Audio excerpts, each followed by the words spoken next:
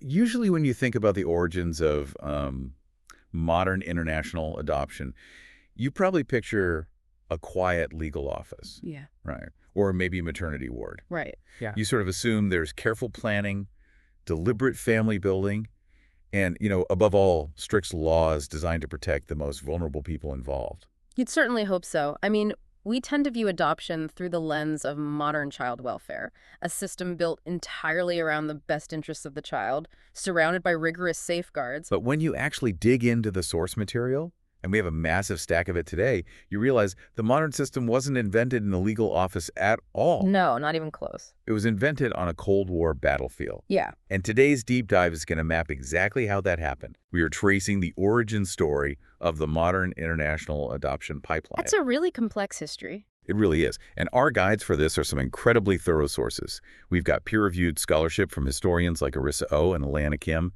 the demographic research of Tobias Hubinet, and a massive 2024 to 2025 investigative report by the Associated Press and Frontline. Right, and also the landmark March 2025 findings of South Korea's Truth and Reconciliation Commission. Exactly. And, just as a quick tone check here for you listening, looking at that list of sources, especially the recent AP investigation and the Truth Commission's findings, it becomes immediately clear that we are not looking at an uplifting story of family building today. No, we really aren't. We're exploring a history defined by profound family separation, completely missing safeguards, and, frankly, systemic identity fraud. Yeah. The facts we are going to walk through are heavy. They demand a very unvarnished, factual, documentary-style look at how human lives were moved across borders for decades. Absolutely. It's serious material. So our mission here is to map how a 1950s emergency measure, which was originally designed to rescue war orphans, didn't end when the war did. Instead, it morphed into a permanent 50-year export pipeline. A pipeline that is facing a massive, devastating reckoning right now in 2025. Right. And to understand how investigators are uncovering this systemic fraud today, you first have to understand the 1950s crisis that laid the concrete for the whole foundation. That's where it all starts. Yeah. When I was reading through historian Alana Kim's research, the context of the Korean War aftermath really just stopped me in my tracks. Yeah. The war ends in 1953. The country is devastated. And you have this very visible legacy of foreign troops, which was a generation of mixed-race children, often referred to at the time as GI babies. And those children found themselves in an incredibly precarious position. And it wasn't just because of the extreme poverty of post-war Korea, though that was certainly a factor. It was heavily driven by the political ideology being constructed at the time. You have South Korea's first president, Syngman Rhee, and he was trying to unify a deeply fractured, traumatized nation. And his method for doing that was creating a specific narrative, right? Exactly. He actively built a national myth of ethnic homogeneity, this idea of a pure Korean bloodline. Consequently, mixed-race children were heavily stigmatized. Because they challenged that myth. Right. They were visibly different, and in the eyes of the state, they were this unwanted, walking reminder of foreign occupation and reliance on the West. Which led directly to a, frankly, shocking bureaucratic move. Mm. The sources show that in January 1954, the South Korean government established the Child Placement Service. Right. And the entire purpose of this agency wasn't domestic welfare at all. It was to institutionalize the removal of these children from the country entirely. They just want them gone. They did. And this is exactly where the demand from the West met the supply in the East. Enter Harry and Bertha Holt. Right, the Holts. They were an evangelical farmer and lumberman couple from Creswell, Oregon. They were deeply, deeply driven by their faith, and after seeing documentary footage of these Korean children, they believed they had a literal divine mandate to save them. Wow. Yeah. So in 1955, they successfully campaigned for a special act of the U.S. Congress Private Law 475, which is often called the Holt Bill. And that bill was a big deal. It was huge. That piece of legislation legally allowed them to adopt 8 Korean mixed-race children all at once. Okay, let's unpack this. Mm. Because adopting 8 children at once is a massive, unprecedented undertaking on its own. But the Holts didn't stop with their own family. Not at all. In 1956, they founded the Holt Adoption Program, and they introduced 2 major innovations that completely revolutionized the mechanics of adoption. First, they organized what were called baby lifts, Right. literally chartering entire plane loads of children and flying them across the Pacific. Yeah. But the second innovation is the real structural game changer here. It was called proxy adoption. Yeah, proxy adopt. I was trying to wrap my head around this, and the best way I can describe it is that it's like ordering a profound human life sight unseen. It was this faith-driven efficiency that treated a child almost like an airlifted package. That is exactly how it functioned mechanically. In a proxy adoption, the prospective parents in America would give a third party a proxy the power of attorney. Okay. That third party would go into a Korean court, finalize the legal adoption on the parent's behalf, and then just put the child on a plane to America. Wait, so the parents didn't even have to go? No, the new parents never traveled to Korea, they never underwent a home study, and they never even met the child before they were legally bound to them forever. It is staggering to think about the logistics of that. I mean, you have children crossing international borders, changing their citizenship, being legally bound to absolute strangers, all through surrogates signing a single piece of paper. It's hard to fathom by today's standards, but the Holts viewed this as a necessary miracle. To them, every single day a child spent in a freezing post-war orphanage was a tragedy. So speed and volume were the ultimate goals. But that obsession with speed and volume immediately sparked a massive backlash from the professional social work community. And this introduces a central clash of ideals that really defines everything we're going to discuss today. Right, the tension between a mission of humanitarian mass rescue and the vital need for professional child welfare safeguards. Exactly. Right away, starting in 1956, a prominent professional NGO called the International Social Service, or ISS, started sounding the alarm. And what's fascinating here is the fundamental philosophical divide between these two camps. Tell me more about that. Well, on one side, you have the Holts operating entirely on a paradigm of divine rescue. They genuinely believed that getting a child into a Christian home in America as fast as humanly possible was intrinsically good no matter how it was done. Right. On the other side, you have the ISS operating on a paradigm of professional casework. Meaning, they believed a child isn't just a blank slate you can drop into a new time zone. Precisely. They argued these kids needed serious vetting, matching the child's specific needs to the parent's capabilities, and actual transition protocols. And the ISS social workers started documenting the dark side of these proxy adoptions to prove their point, didn't they? They did. They found evidence of failed placements, children experiencing severe psychological trauma, and in some cases, outright abuse.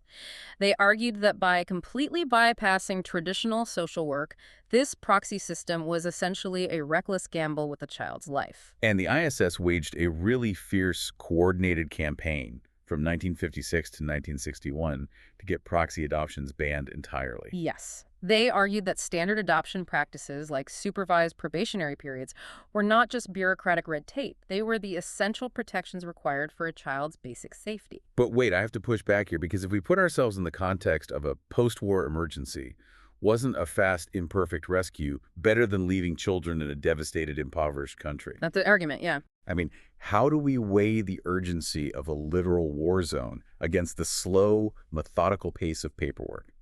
If you are a child starving in a bombed-out city, the meticulous vetting process of an ISS social worker might take 6 months that you simply do not have to spare.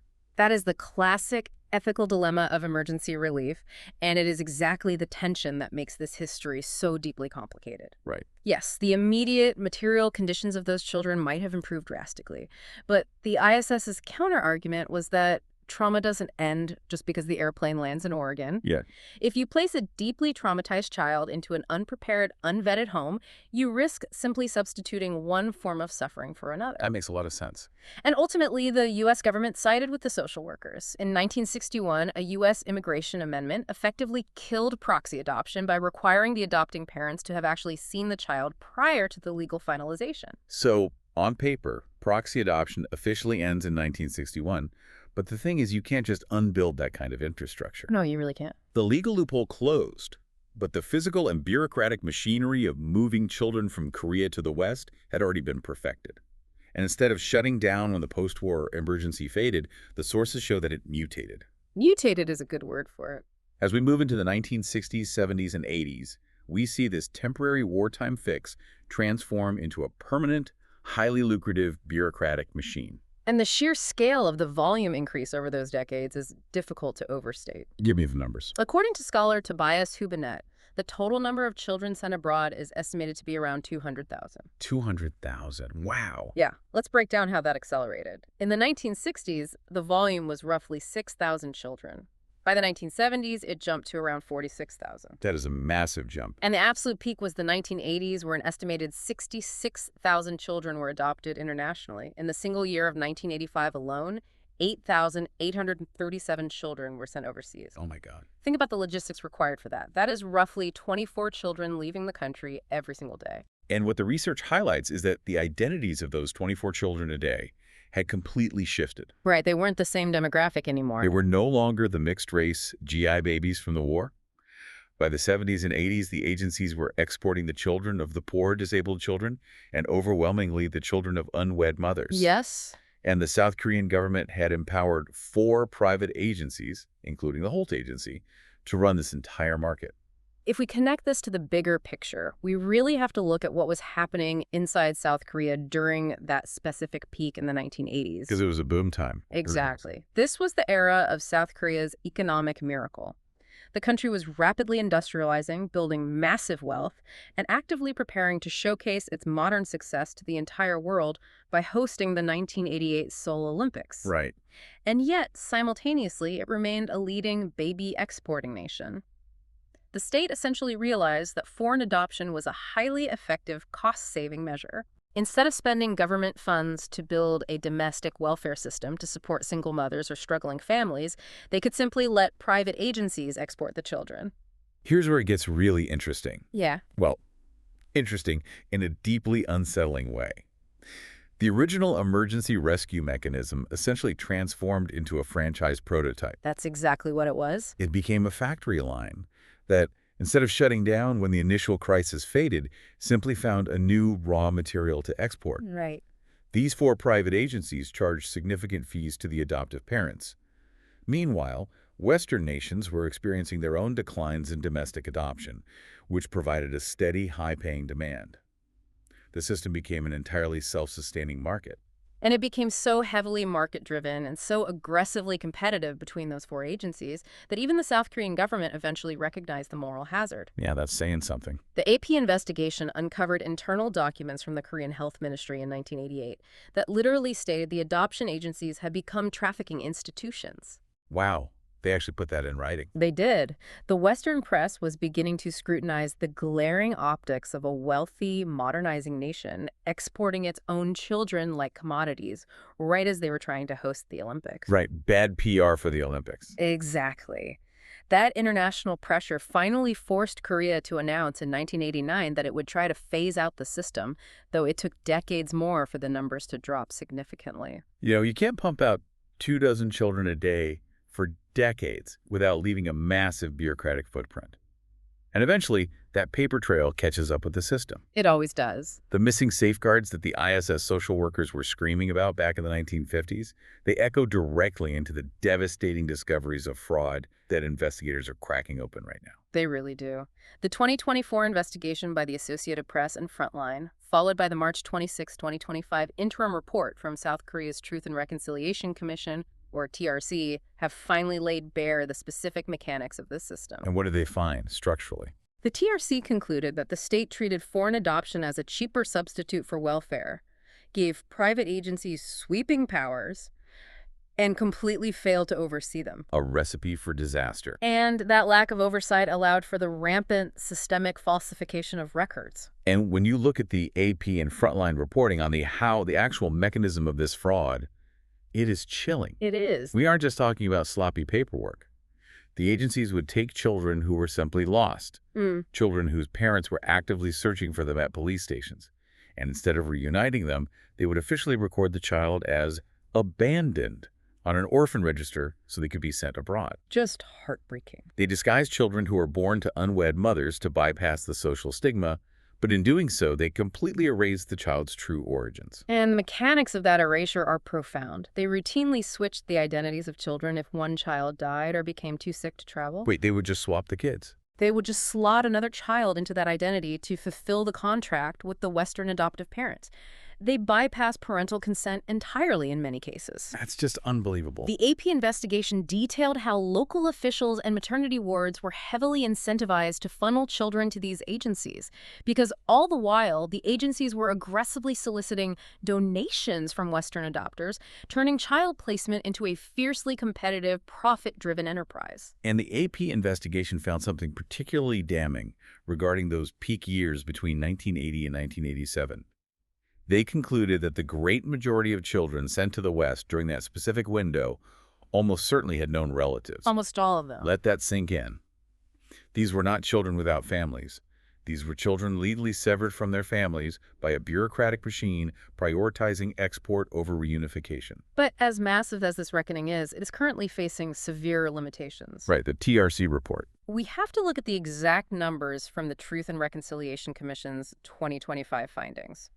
The TRC originally opened its investigation based on the petitions of 367 adoptees from 11 different countries who suspected the records were falsified. Okay. But in their March 2025 interim report, the TRC only definitively confirmed human rights violations in 56 of those 367 cases. That is a really small fraction. This raises an important question.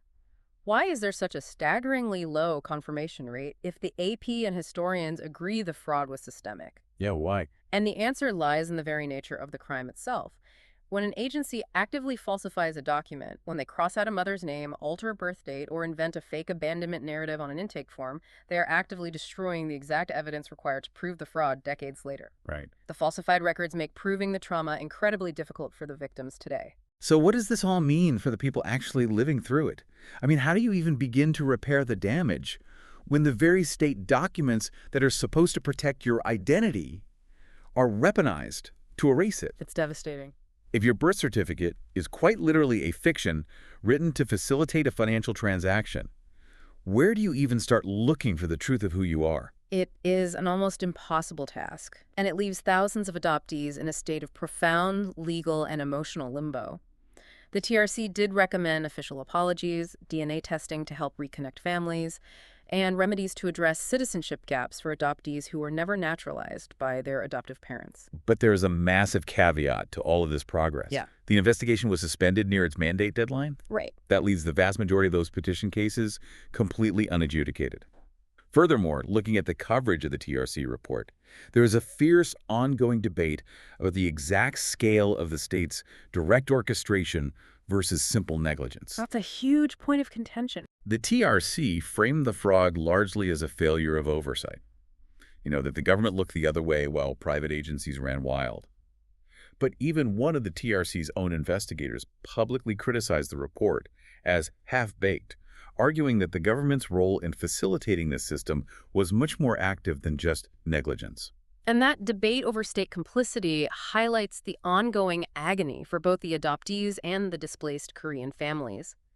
When a government delegates the handling of human lives to private entities that are motivated by volume and profit, the line between negligence and active orchestration becomes very, very blurry. It really does. But for the family searching for a lost child or the adult adoptee searching for their original name, the outcome is exactly the same either way. The burden of proof has been placed squarely on the individuals whose histories were erased by the very institutions now demanding that proof. It is a profound lesson in institutional inertia. We've started today by looking at a 1950s emergency response, a desperate, faith-driven attempt by the Holts to airlift mixed-race children out of a country that had actively stigmatized them. That impulse created the proxy prototype, an efficient but deeply flawed method of moving children sight unseen. And then instead of dismantling that emergency machinery when the war ended, South Korea and private agencies scaled it up. They did? They turned it into a permanent global export pipeline that increasingly commodified the children of the poor and marginalized. They generated massive volume and profit right up until the system's inherent missing safeguards resulted in the 2024 and 2025 findings of systemic identity fraud.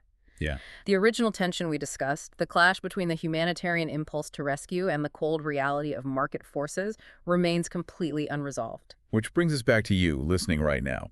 We started this deep dive talking about the expectation of order, the assumption that the legal systems surrounding adoption are built on clarity, truth, and the absolute protection of the vulnerable. Yeah. But knowing how this pipeline was actually built, I want to leave you with a different image to mull over. Consider the immense, terrifying power of a single piece of paper. Oh, absolutely. In this history, a falsified document didn't just move a child across an ocean. It legally severed a lineage. It created an alternate reality that erased a mother, invented an abandonment, and bound a child to a new life, all with the stroke of a pen. Yeah. What happens to our fundamental understanding of family, of trust, and of ourselves when a state decides that human identity is just another exportable commodity and then writes it down as law?